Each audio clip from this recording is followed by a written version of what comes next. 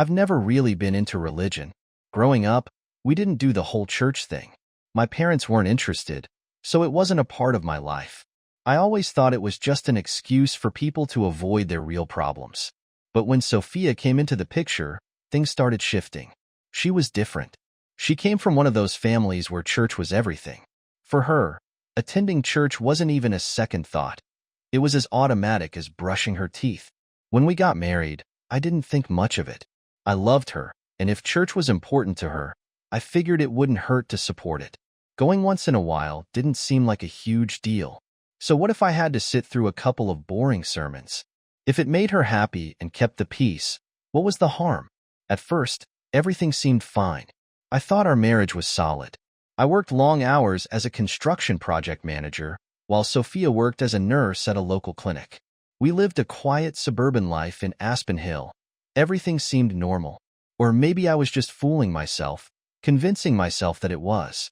We went to a church led by a preacher named Ethan Donovan, a young guy who was always full of energy and enthusiasm. He had that kind of personality, the one that could get everyone in the room to hang on his every word. Charismatic, always smiling. He had a way of making people feel like he was their best friend. Sophia couldn't get enough of him. After church, she'd come home practically glowing, going on and on about how his sermons had changed her life and how she felt this deep connection with God. As for me, I thought the guy was a joke, just recycling the same tired cliches, spouting out words that meant nothing. But I kept my opinions to myself. Sophia was happy, so I just went along with it. But then, things started to feel off. I noticed that Sophia was spending more and more time at the church. At first, it was just a couple of extra hours on Sundays, volunteering here and there. No big deal. But soon enough, it became a nightly thing. Bible study, church meetings, event planning. And when she wasn't physically there, she was talking about it. It was like she couldn't stop. It wasn't just a hobby for her anymore. It was an obsession. I didn't say anything at first. Maybe it was just a phase. People go through phases, right? But this one didn't go away. It only got worse. She'd come home late, sometimes after midnight, saying she was helping Ethan with something church-related. I'm not stupid, but I didn't want to be that guy. The jealous, suspicious husband with no proof. So, I let it slide. I figured, whatever. At least she was doing something she cared about. But then came a moment that changed everything. I suggested we take a weekend trip, just the two of us. You know, a chance to get away from everything. Reconnect. It was something we used to do before this church thing took over. And she flatly refused. Said she had church commitments she couldn't miss. Seriously? She couldn't take 2 days off to spend with me, her husband, because of some church event? That was when I knew something wasn't right. That night, it felt like this heavy knot was sitting in my stomach, twisting and tightening the longer I thought about it. I couldn't shake the feeling that something was going on. Maybe it was Ethan, maybe not. But it was clear that there was more to the story than she was telling me. It got to a point where I felt like I was losing control. I decided to talk to Ryan. He's been my best friend since high school, and now he's a psychologist. If anyone could help me figure this out, it was him. We met up at a bar one night, and I just unloaded everything on him. I told him how Sophia was practically living at the church, always with Ethan, always making excuses. Ryan didn't interrupt. He just listened, letting me vent. After I finished, he told me, "Look, man, you have to talk to her. Have a real conversation. Maybe it's nothing, but if you keep letting this sit, it's going to blow up." He was right. I knew it. I had to confront her, but I wasn't looking forward to it. The next night, I sat her down. I tried to stay calm, keep it together. I told her I was concerned. Felt like she was pulling away from me, and that maybe Ethan was taking up too much of her time. That's when she snapped. She got defensive, like I was the problem. She turned it all on me, accusing me of not respecting her spiritual journey. It was like I was standing in the way of her path to some sort of enlightenment. And of course, Ethan came up. She talked about him like he was some kind of saint. "You don't understand what Ethan has done for me," she said. "He's helping me find peace." Peace? What about our marriage? What about us? I wanted to scream, but instead, I just sat there, holding back. There was this invisible barrier between us that I couldn't get past. We ended the conversation with nothing resolved, and I was more frustrated than ever. She went to bed, leaving me staring at the wall, wondering what had happened to the life I thought we were building. The worst part? I had no proof. I didn't know if she was actually cheating, or if it was all just in my head. But that gut feeling, the one deep in my stomach, it didn't go away. I couldn't ignore it. Over the next few weeks, everything Sophia did felt wrong. It was like there was this growing distance between us, no matter how hard I tried to bridge it. Every night, there was something new. Bible study, choir practice, planning meetings, whatever it was, it always had something to do with Ethan. I'd ask her where she'd been, and she'd give me some excuse, oh, just helping with the choir, or planning the youth retreat. It all sounded legit, but the way she avoided my questions, dodging, brushing me off, left me feeling more uneasy. It was like she was deliberately hiding something from me. The late nights, the constant excuses, it was all starting to pile up. No matter how hard I tried to shove it down, the suspicion just kept creeping in. Then one night, after another long meeting, I lost it. Sophia was out again, supposedly helping with some church paperwork, and I was left sitting at home, simmering in my own thoughts. I knew I shouldn't go through her things. That was a line I'd promised myself I'd never cross. But that night, something inside me snapped. I needed answers. So, I did the one thing I thought I would never do. I went through her phone. As soon as I started, I felt like the lowest piece of crap on the planet. But what else was I supposed to do? At first, there was nothing. No suspicious texts, no flirty messages from Ethan. Everything seemed fine. But I wasn't satisfied. That sinking feeling in my stomach just wouldn't go away. So, I dug deeper. I opened her email. That's when I found them. Most of the emails were the usual church stuff, plans for fundraisers, youth group schedules, nothing suspicious. But then there were a few that stood out. Ethan was always going on about how much he appreciated Sophia's dedication, how she was a rare gem with a passion he couldn't find in anyone else. It wasn't outright romantic or sexual, but the way he phrased it, it felt off. Too intimate, too personal. It made my skin crawl. I wanted to throw the phone across the room, but still, I didn't have anything concrete. No smoking gun, just that gut feeling. And I couldn't exactly confront her with, hey, I was snooping through your emails, and I think Ethan is making me uncomfortable. She'd just turn it on me, accuse me of being paranoid, or worse, accuse me of not trusting her. But I couldn't ignore it anymore. Something was wrong. I just didn't know what. The next day, while she was at work, I drove past the church. I don't even know what I was hoping for. Maybe I thought I'd catch them red-handed. But when I pulled up, the church was quiet, except for 2 cars parked around back. One was Ethan's, the other was Sophia's. Why the hell was she there, in the middle of the day on a Wednesday, when she was supposed to be at work? My mind raced, spinning out of control. Were they inside together? Was this it? Was this the moment I'd been dreading? I parked a little down the street, trying to stay out of sight, but close enough to watch. I sat there, waiting, for what felt like hours, but was probably only 45 minutes. Finally, Ethan came out. Sophia didn't follow him. She didn't come out at all. He locked the door, got in his car, and drove off, like it was just another day. But where was she? Why was her car still there? Why was she still inside? My heart was pounding, and all I could do was drive home, my mind racing through a million possibilities. Maybe they had already left together. Maybe they were smarter than I gave them credit for. Or maybe I was just losing my mind, reading too much into things that weren't there. But then again, why would she lie about being at work? Why would she spend so much time with Ethan and never tell me the truth? That weekend, I couldn't take it anymore. I had to confront Ethan. I didn't care if it was irrational. I didn't care if I looked like the jealous husband. I needed to know. Sophia had gone to the church early on Saturday for yet another meeting, so I made some excuse to leave the house. I went straight to the church. When I asked around for Ethan, I was told he wasn't feeling well and had gone home to rest. That's when Mrs. Cunningham, one of those elderly women who practically lived at the church, said something that made my blood run cold. "Oh, didn't you know?" she said with a smile. Sophia took him home. Such a sweet girl, always looking after Pastor Ethan. I froze. My heart dropped into my stomach. Sophia took him home? I couldn't move. My legs went weak, and all I could hear was the pounding of my own heart. That was it. I couldn't just sit back anymore. I couldn't keep wondering, questioning, second-guessing. I needed to see it with my own eyes. So, I got in my car and drove straight to Ethan's house. My heart was pounding the entire way there, so hard I thought it might burst out of my chest.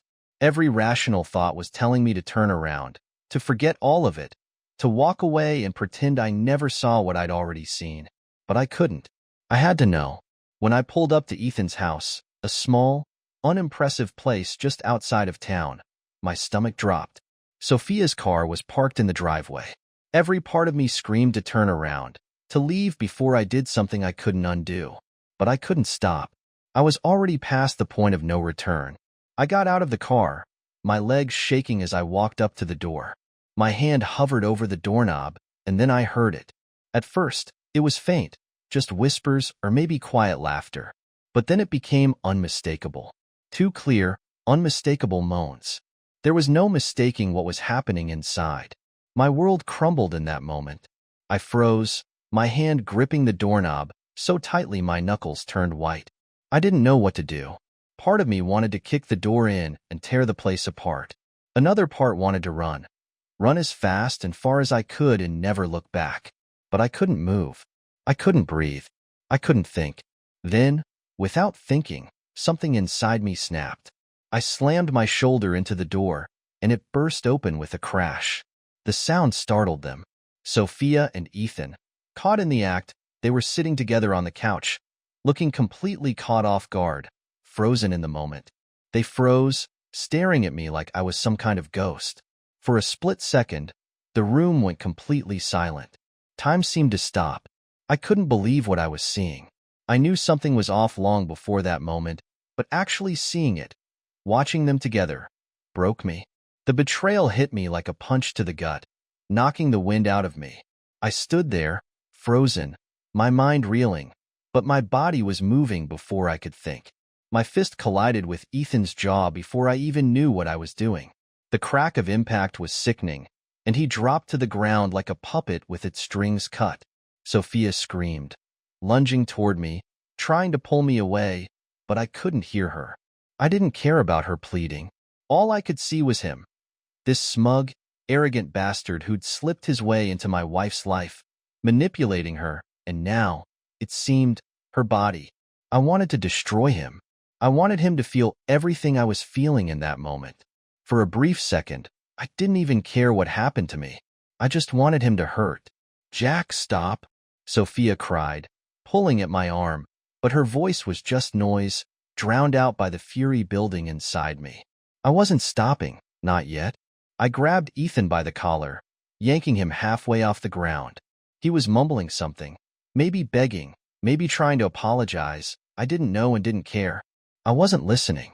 All I could hear was the rush of blood pounding in my ears. Then, I looked at her. Sophia stood there, tears streaming down her face, her shirt barely hanging on, her hands outstretched, pleading with me. For the first time, I saw her for who she really was. Not the woman I'd built my life with, not the woman I thought I knew. She was a stranger, a liar, a cheat. And in that moment, as much as I hated Ethan for what he'd done, I hated her even more. "I gave you everything," I spat, my voice trembling with rage. "I fucking trusted you. And this is what you do with him?" Her lips quivered as she tried to speak, but no words came out, just more tears, useless and empty. I let Ethan drop, hearing the thud of his body hitting the floor as I stepped away. My hands were shaking, blood still staining my knuckles. I saw the fear in Sophia's eyes as she backed away, and I realized she had no idea what I would do next. Hell, I didn't know either. But I was done. "I'm done," I growled. My voice was low, dangerous. "I'm fucking done with both of you." With that, I turned and walked out, leaving her crying, ignoring the pain building in my chest. I got into my car and drove, not caring where I was headed. I don't even remember the drive, just the cold grip of the steering wheel in my hands, my heart pounding in my chest. The pain was raw, and I couldn't escape it. By the time I got home, everything had blurred together. The anger, the disbelief, the crushing weight of betrayal. I stumbled into the house, collapsed onto the couch, and just sat there, numb. My hands were still trembling. I couldn't stop thinking about what I'd seen, what I'd done. The real pain didn't hit until then, when I realized it wasn't just about Sophia or Ethan. It was about everything. All the years we'd spent together, the trust I'd placed in her, the love I thought we shared. It was all a lie. Every bit of it. I sat there for hours, staring at the wall, my mind replaying the scene like some sick film that wouldn't stop running. The sound of their laughter, the sight of them together, the look in her eyes. It was burned into me. I knew then that there was no coming back from this. No way to fix the damage. After that night, everything was a blur. I was consumed by a whirlwind of anger, disbelief, and pain. I'd caught them. I had the proof, and yet, the hurt didn't end there. It wasn't just that my wife had destroyed everything we built. It wasn't just that Ethan, the so-called preacher, had wormed his way into her life. It was bigger than that. I couldn't just walk away and let them think they'd gotten away with it. The church, the people there had been deceived. They deserved the truth. I couldn't keep this secret. No way. The entire congregation had been fooled by Ethan, just like I had. They needed to know who he really was. They needed to know what kind of man they had been following. And I was going to be the one to show them.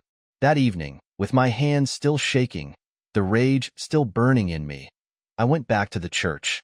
It felt wrong, like I was stepping into a battlefield, knowing the war was already lost. The place looked the same. Candles flickering, pews lined up in neat rows, those cheesy inspirational banners hanging on the walls. But I wasn't the same. Not anymore. Not after what I had seen. I called a meeting with the church elders and a few key members of the congregation, people like Mrs. Cunningham, who lived there almost as much as she did at home, and Mrs. Reynolds, who always treated Ethan like he was a god. They all showed up, whispering among themselves, completely unaware of what was coming their way. I stood there, my heart racing, mouth dry, but I didn't hold back. I spilled everything, the months of doubt, Sophia's lies, the way she spent all that time with Ethan. I told them how I'd put the pieces together, how I caught her car parked outside his house when she was supposed to be at work. And then I told them what happened next. I told them about breaking down that door. For a moment, the room was silent. They just stared at me, wide-eyed, mouths agape. They couldn't believe it. But I wasn't here for their disbelief. I just wanted them to know the truth. I wanted them to see Ethan for who he really was. And just as I expected, Mrs. Reynolds opened her mouth, all prim and proper.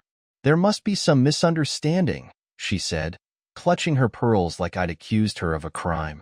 "Are you sure you're not reading too much into this, Jackson?" "A man of God?" I snapped. "A man of God?" I caught him fucking my wife on his goddamn couch. Mrs. Reynolds' face went white. The whole room fell into stunned silence. They wanted to believe it wasn't true, but they couldn't ignore the truth anymore. I wasn't here for apologies. I wasn't here to be questioned. I was done with all of it. I told them everything. The sounds I heard, the way Ethan looked when I hit him. Mrs. Cunningham, who usually stayed away from any sort of drama, was completely silent. For once, she had nothing to say. But slowly, the rest of the elders started to come around. The shock in the room turned to outrage. It didn't take long for the truth to sink in. The realization that they'd been completely deceived spread like wildfire. I didn't even need to say much more after that. The damage was done. There was no taking the truth back, no matter how hard they tried. The next day, Ethan was called in for a meeting with the church elders. Word had spread through the congregation by then. People were talking. Hell, I made sure they were. There was no way I was going to let this stay a secret. Ethan tried to play it off, tried to spin his story like it was all some misunderstanding, but nobody was buying it. I had laid it all out. And then came the final nail in his coffin. Sophia, when they questioned her, she didn't hesitate. Maybe it was the guilt. Maybe it was the weight of everything finally catching up to her. But she spilled the whole truth. Every ugly detail. And just like that, Ethan was stripped of his position. He was publicly humiliated, excommunicated from the church. The fallout was brutal. This wasn't just any scandal. It was the downfall of a man who preached about righteousness, who convinced an entire community he was the picture of purity. Turned out, he was just a fraud. People left the church in droves. Those who stayed couldn't even look each other in the eye anymore.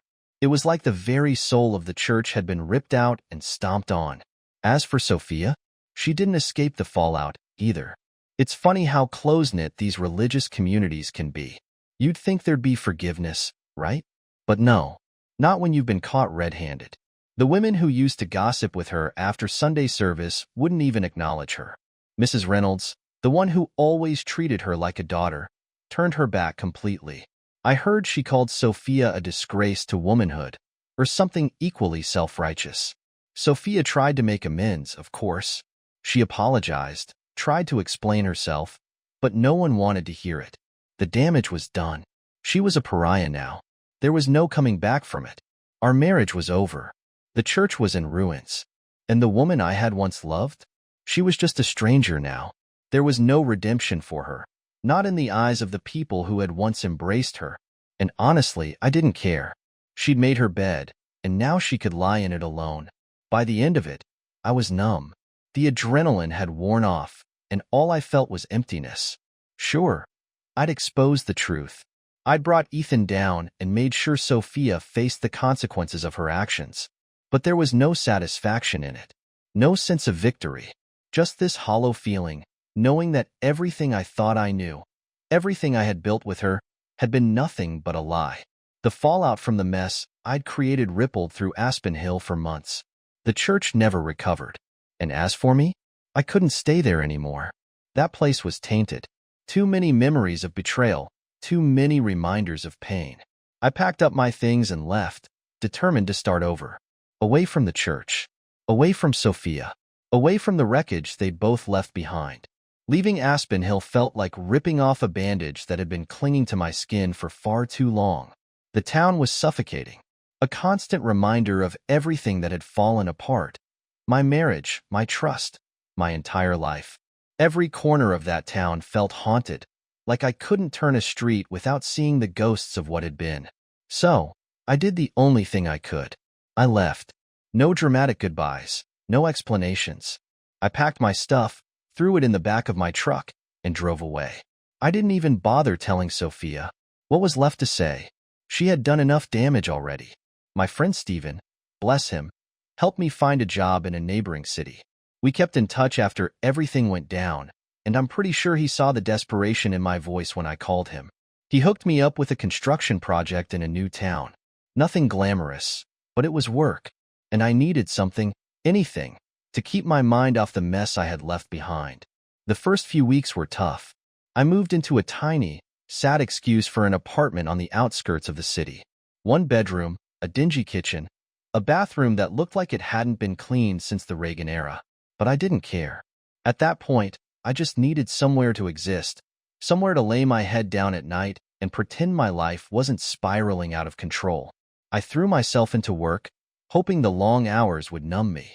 I needed to bury the pain, to distance myself from the chaos that had been my past.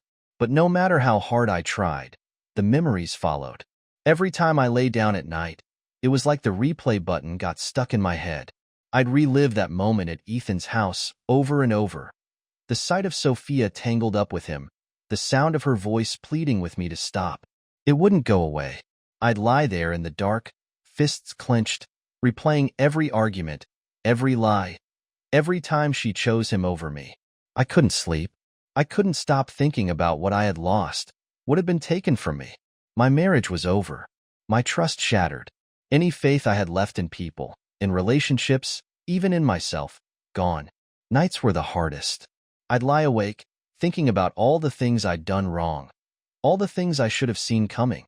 I'd wonder if I had missed something, if there was a way I could have prevented it. But that was a rabbit hole I couldn't afford to go down. I couldn't get lost in the what-ifs. The days were a bit easier, at least for a while. They kept me distracted. But eventually, I'd find myself slipping back into my head, replaying the same memories, reopening the same wounds. I knew it wasn't healthy. But when your whole life falls apart, what else is there to do?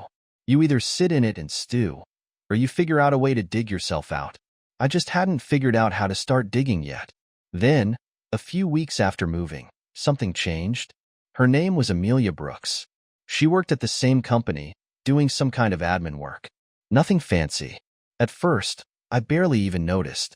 I was too focused on keeping my head down, just trying to survive the day-to-day without completely losing it. But Amelia, she noticed me.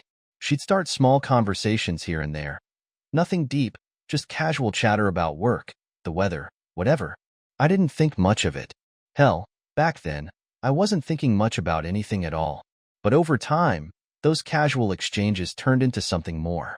First, it was just at work, grabbing coffee together during breaks or talking in the parking lot before heading home.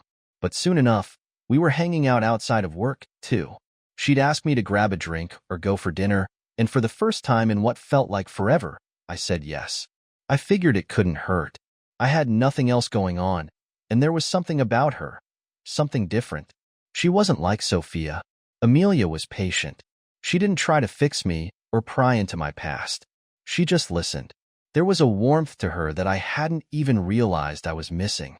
It was like she could sense that I was broken, but she didn't expect me to be anything else. At first, I kept my distance. I wasn't eager to jump into anything after what I'd been through. But Amelia, she wasn't in any rush either. She had her own baggage. She told me bits and pieces of her story, nothing too detailed, but enough for me to know she understood pain. Real pain. Not the kind you complain about over brunch with friends, but the kind that comes from having your life torn apart and still getting up the next day to face the world. We spent more time together, first as friends, but gradually it became something else. I didn't even see it coming. At first, it was just companionship, but before I knew it, she was this constant in my life. A light in the darkness I'd been living in. She didn't push me to open up. She didn't demand answers. She just was. And somehow that was enough. Eventually, I let my guard down. I told her about Sophia, about Ethan, about everything that happened in Aspen Hill. I'm not sure what I expected from her. Maybe pity, maybe judgment, but all I got was understanding. She didn't tell me to move on or that everything would get better. She just listened. That's when I realized something I hadn't expected. I was healing, slowly, bit by bit, without even noticing it. Amelia had this way of making me feel normal again, like I wasn't defined by the mess of my past, like I still had something to offer, even if I felt like damaged goods. It wasn't a quick fix. Hell, there were nights I still lay awake, haunted by the past. But it was easier with Amelia there. She didn't erase the pain, but she made it bearable. And maybe, just maybe, I could have a life after all of this. A life that wasn't tainted by betrayal and bitterness. We didn't rush into anything. We just were. And for the first time in a long time, I felt like maybe, just maybe, I could breathe again. After everything that had happened with Sophia and Ethan, I made a promise to myself. A promise I wasn't going to break. I swore I'd never step foot in a church again. It wasn't just about the betrayal. It was deeper than that. The whole idea of faith, of trusting in something beyond yourself, felt like a joke now. Religion had taken enough from me. The man who destroyed my marriage had hidden behind a pulpit, claiming to be a servant of God while he was betraying me and my wife. That was the proof I needed. There was nothing left for me in that world. No forgiveness. No redemption. Sophia, well, she didn't take the hint right away. Even after the divorce was finalized, she tried. God, she tried. She left me voicemails, long ones where she apologized, told me how sorry she was, how she made a terrible mistake, how she still loved me and wanted to fix things. She even wrote letters, 2 pages of handwritten apologies that I didn't even bother to read. Once, she even showed up at my apartment, tears in her eyes, looking like the same woman I once loved. But I wasn't the same man. I wasn't falling for her act again. I didn't let her talk. I just stood there in the doorway and told her to leave. I had already moved on. From her. From the life we'd shared. She was a part of my past, and that's where I intended to keep her. After that, things settled into a rhythm. The days turned into months, and then years. The pain that once felt like a constant, unrelenting weight began to dull. It never fully went away, of course. It still lingered, but it didn't control me anymore.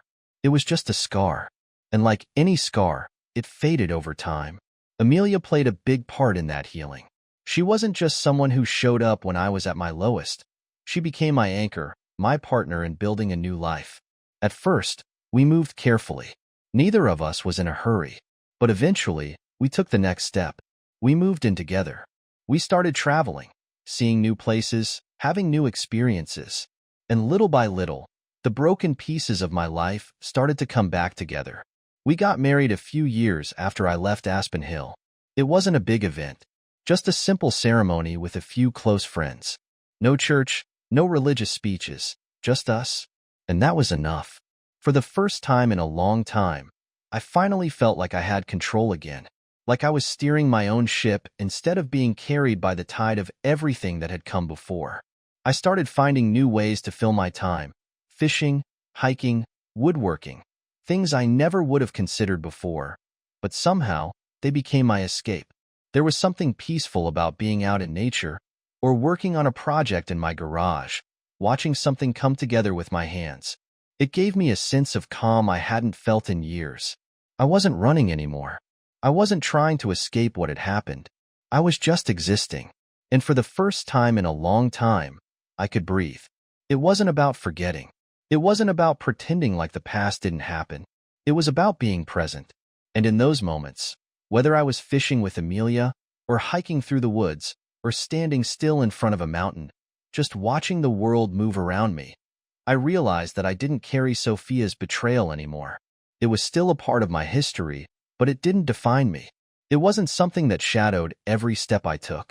It had become just another chapter in a book that was already closed. Sophia had done everything she could to break me. She had torn apart our marriage. And for a while, it felt like she had broken me, too. But standing there, years later, with Amelia by my side, in a life I had rebuilt from scratch, I knew something she hadn't won. Betrayal had knocked me down, but it also taught me how to rebuild. It taught me to find something better, something real. I wasn't the same guy who walked into Ethan's house years ago, fists clenched, ready to destroy everything in my path. That version of me was gone. The man who was left had faced the worst and came out stronger. As for the church, I didn't need it anymore. I had no desire to sit through another sermon or pretend that forgiveness could fix everything. But what I had found was something deeper, something more valuable than all the religious teachings I'd been fed. I found faith in myself. I found belief in new beginnings, even when the past felt like it would swallow me whole. When I look back now, I see that betrayal wasn't the end of my story. It was a part of it. A painful part, sure, but it also pushed me forward. It tore my life apart, but it also led me to a place of peace, something I never thought I would have. Life isn't perfect. People lie. They cheat. They hurt you. But I'm not that broken man anymore. I don't live in the past anymore. And when it all comes down to it, I found something far more meaningful than I ever imagined. That's what I'll hold on to.